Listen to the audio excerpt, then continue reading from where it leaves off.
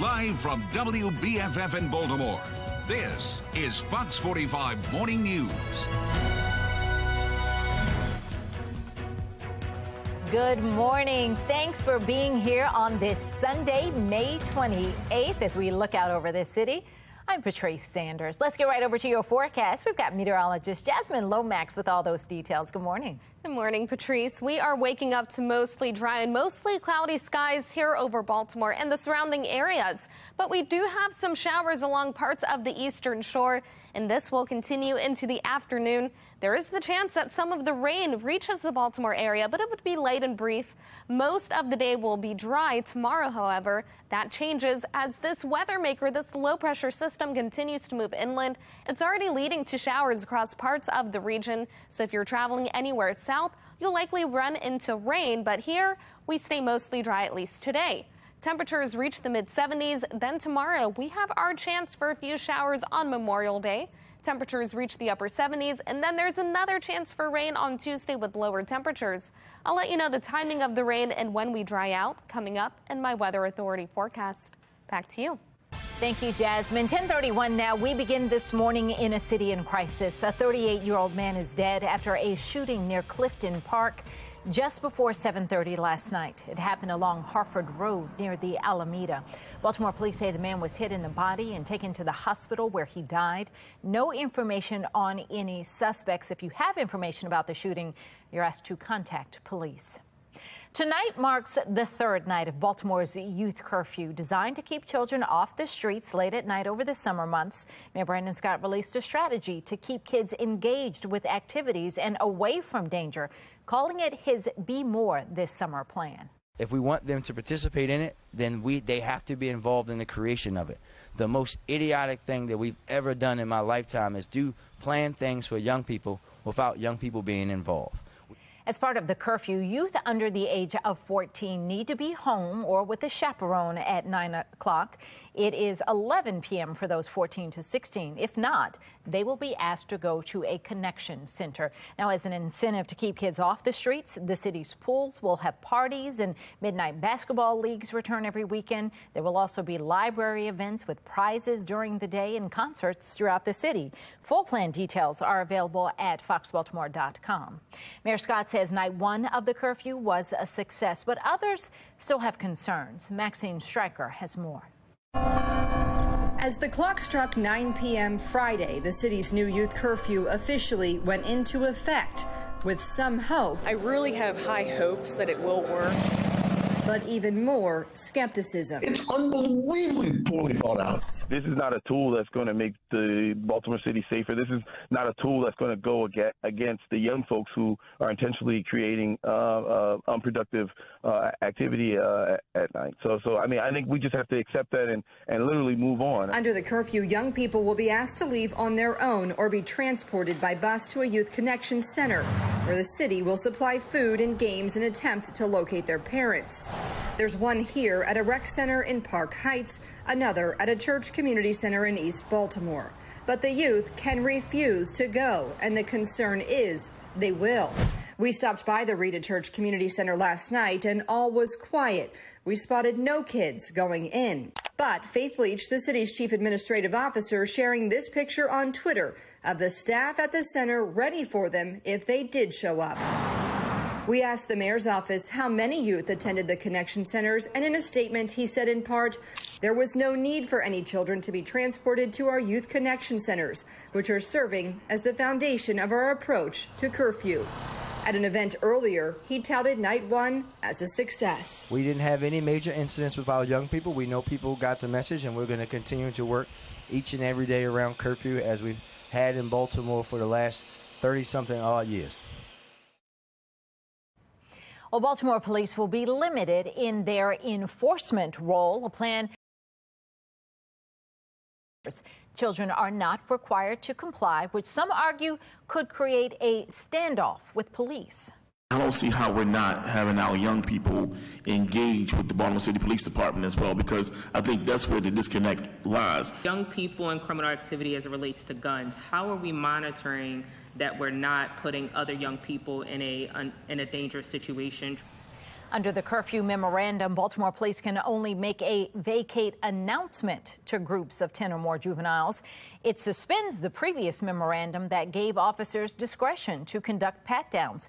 Commissioner Michael Harrison says he wants BPD to take a smaller role. And this brings us to our question of the day. Are you confident in the plan from Mayor Scott to address youth crime this summer?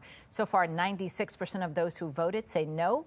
You can weigh in right now on foxbaltimore.com/vote. The 34th annual Memorial Day concert paying tribute to the men and women in uniform. Still ahead, the ways you can still support the military and their families without being at that event. And it'll be a mild day with temperatures in the mid-70s and mostly cloudy skies. But tomorrow, another chance for rain. I'll let you know the timing and impacts to your travel plans in my Weather Authority forecast.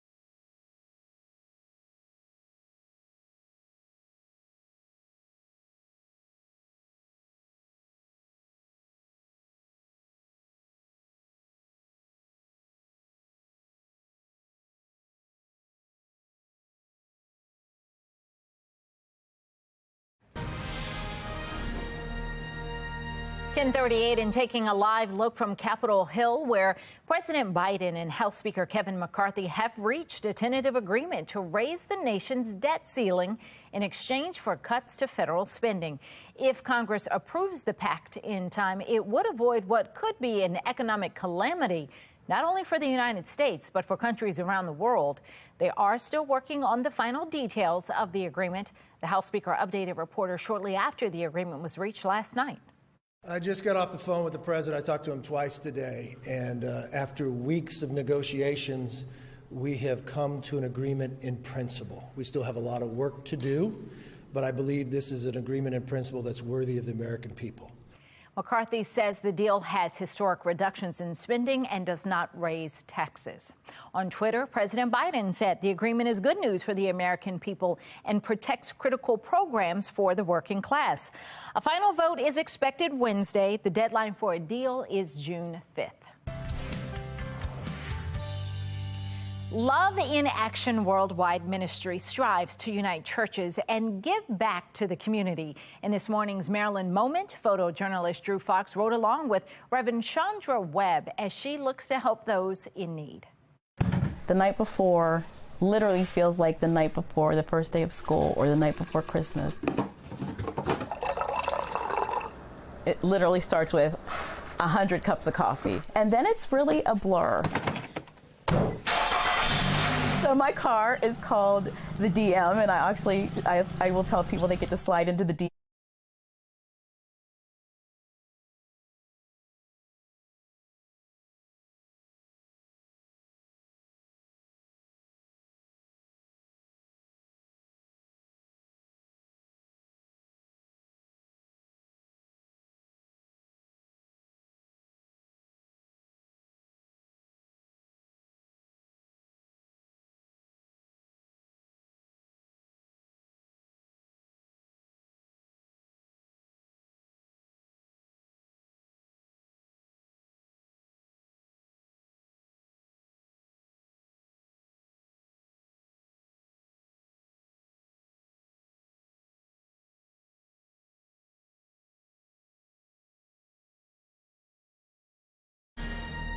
A Memorial Day tradition returns. PBS's National Memorial Day Concert, An American Tradition, is happening Sunday at 8. We're joined now by host Joe Mantegna and Gold Star family member Monica McGee Duncan. Thanks for joining us, guys. How are you? Thank you. We're doing great. Just great. Thank you very much. So, Joe, can you tell us about the concert? Well, once again, it's going to be this 90-minute concert live from the West Lawn of the Capitol. We're going to have this cross-section of acting talent, musical talent. In this 90 minutes, this is my 22nd year doing the concert, and I keep coming back every year because to me, it's just the most perfect way of explaining to the nation what Memorial Day is all about. And I came into this concert 22 years ago just thinking, okay, Memorial Day is this weekend of memories for those who've lost those during conflict. And after that first concert, I came away with, no, it's so much more than that. It's so important to our nation. It's so important to all of us, regardless if we've had members of the military in our family or not. And I think it's the most important holiday we celebrate in this country. And so all I would encourage people to do is, you're given this 3-day holiday, carve out 90 minutes of it, check out this concert. You will come away, I guarantee you, with those same feelings of that this is really important. This is really something that we should hold in our hearts and understand why Memorial Day is such an important holiday. Well, Joe, thanks for your commitment. We appreciate you. Monica, what does this concert mean for you and other Gold Star families? It means a lot for myself, and I feel like other Gold Star families, because we get to share the story of our loved one that we have lost. They could have been the glue that held the family together, or even just that person that everybody liked to be around. So I think it's just an honor just to be able to share our story. And Monica, tell us about the person that you lost. Yes, sir. I lost my brother, Anthony McGee, in 2010. I'm sorry. We lost him in 2010. He was that person that everyone loved to be around. He was just an all-around great guy. He was a giver, was all about his family. He always made everyone happy. He was just that person that made you just laugh. He would walk in the room and just make a joke. He was that giving person that if he had $1, he would give you 99 cents of that dollar and keep that penny for himself. So I just feel that he was put on earth to be a giver. He gave when he was born to the day that he passed. Monica, thanks for sharing that with us. Now, Joe, lots of big names at the concert, including yourself. Who we're going to see? Well, once again, I'll be co-hosting with my dear friend Gary Sinise. We have acting talent like John Slattery, Mary McCormick, Dule Hill, Esapatha Murkison. We have musical talent such as Yolanda Adams, Trace Atkins. You Google National Memorial Day Concert, you'll see a whole list of the acting talent, the musical talent that we'll have.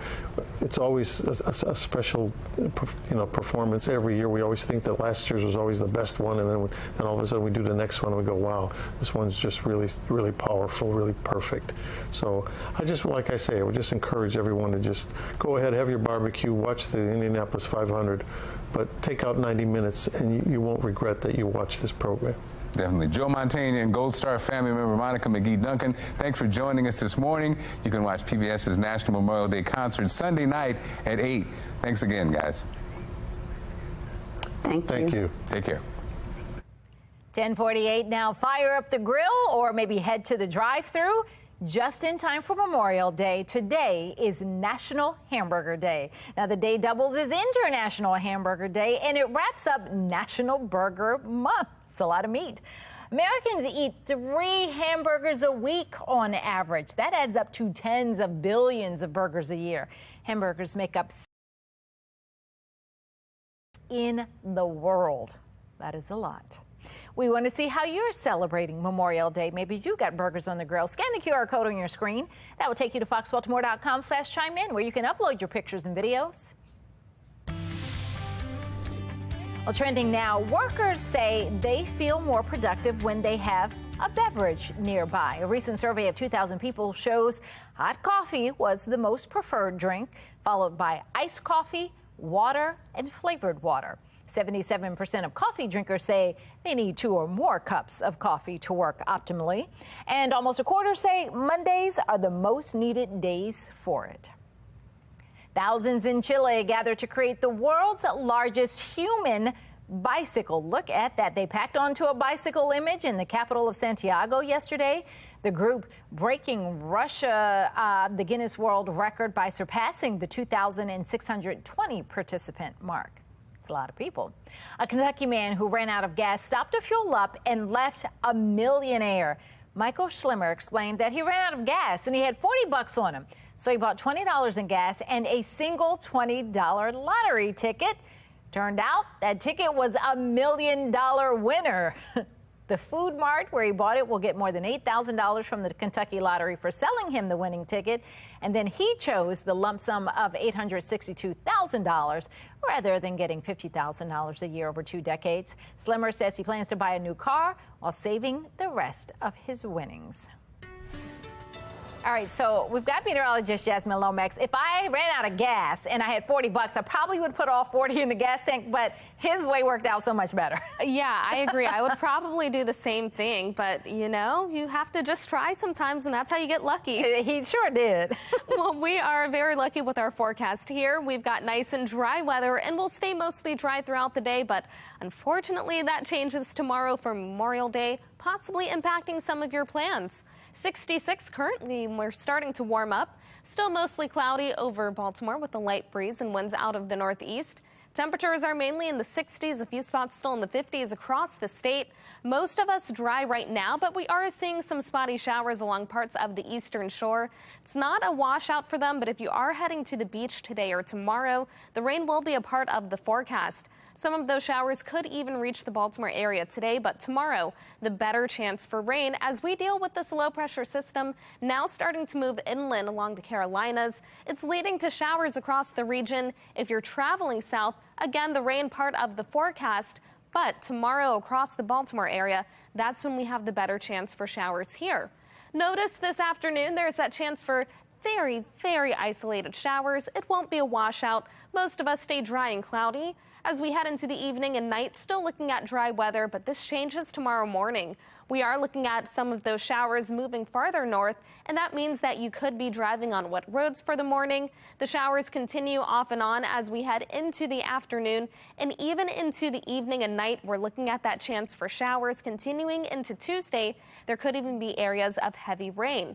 We're talking scattered showers continuing on Tuesday and once again on Wednesday, but after that we start to dry out, and we're also talking hotter temperatures as we head into the second half of the week and the month of June.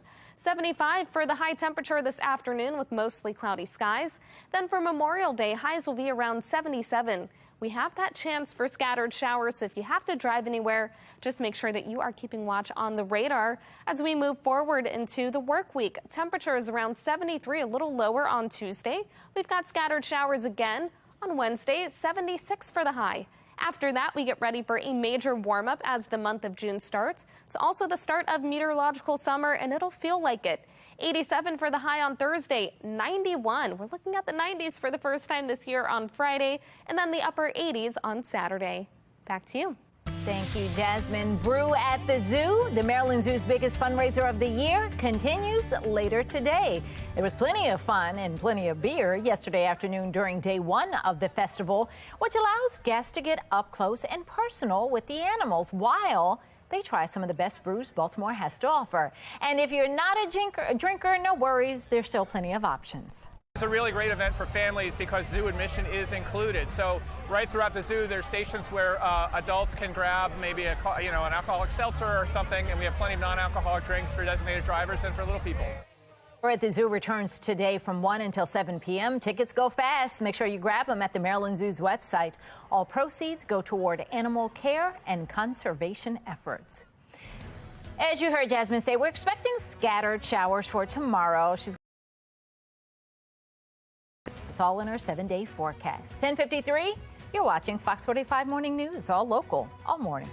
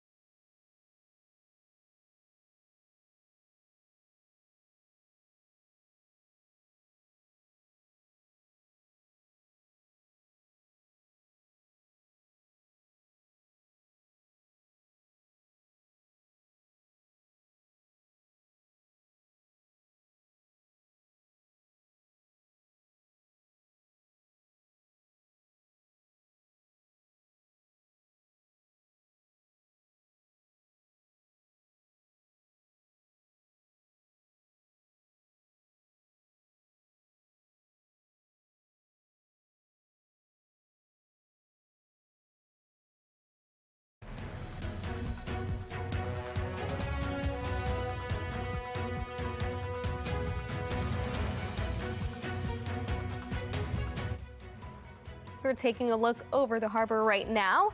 Not too bad. We've got mostly cloudy skies, but we're starting to warm up. Temperature is already in the mid-60s. We're heading to the mid-70s this afternoon with mostly cloudy skies and possibly an isolated shower. There's a better chance for scattered showers for Memorial Day tomorrow. Highs reach the upper 70s. We're looking at 73 on Tuesday with another round of showers. And then finally, another day of rain on Wednesday, 76 for the high.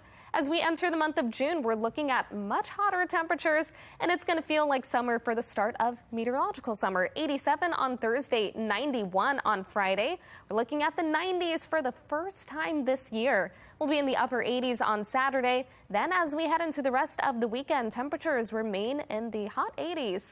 That seems appropriate. We hit June and it goes to a consistent 80, so that makes perfect sense. Although the next few days, I'm going to take advantage of a little rain there might be and do some, I needed to do some yard work. So now I can go home, do a little planting, get some stuff done. Yeah, get some stuff done today. Okay. And then, you know, the next few days, a little bit of rain. It'll be watered. Very hot after that. Just a little too hot for me. I know you like snow. We'll see you back here tomorrow. Have a great weekend.